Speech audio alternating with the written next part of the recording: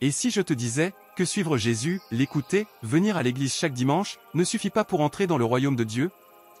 Oui, imagine un instant, un jour, certains frapperont à la porte du ciel, et Jésus leur répondra, « Je ne sais pas d'où vous êtes. » Ça fait peur, non? 24 août 2025. 21e dimanche du temps ordinaire, semaine I du psautier, année C. Évangile de Jésus-Christ selon saint Luc 13, 22 à 30. L'évangile d'aujourd'hui nous raconte cette scène. Jésus est en route vers Jérusalem. Quelqu'un l'interroge. « Seigneur, n'y a-t-il que peu de gens qui soient sauvés ?» Et Jésus ne donne pas une réponse théorique. Il nous secoue. « Efforcez-vous d'entrer par la porte étroite. » Qu'est-ce que ça veut dire, cette porte étroite? Ce n'est pas juste réciter des prières du bout des lèvres. Ce n'est pas juste porter une croix autour du cou comme un bijou. Ce n'est pas seulement dire « Seigneur, Seigneur ». Non. La porte étroite, c'est choisir chaque jour l'amour vrai, la fidélité, la justice. C'est quand tu refuses de céder à la corruption au travail, même si tout le monde le fait. C'est quand tu pardonnes, même si ton cœur a envie de se venger. C'est quand tu choisis la vérité, même si mentir serait plus facile.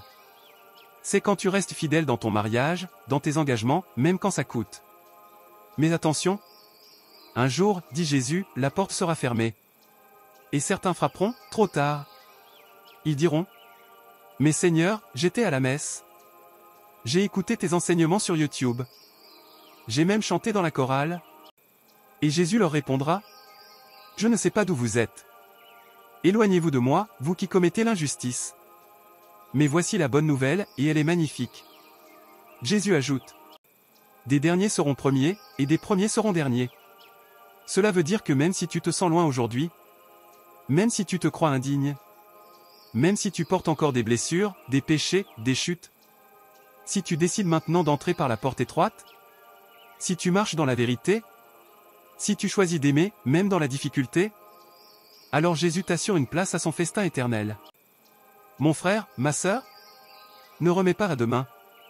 La porte est ouverte aujourd'hui. Elle ne restera pas ouverte éternellement. Choisis d'entrer maintenant.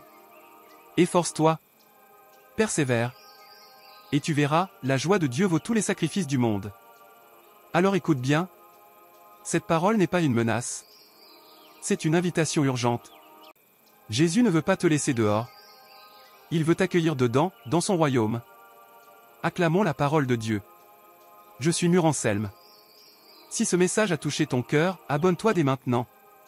Méditons ensemble l'Évangile, pour marcher pas à pas sur ce chemin étroit. Un chemin qui n'est pas facile, mais qui mène à la vie éternelle.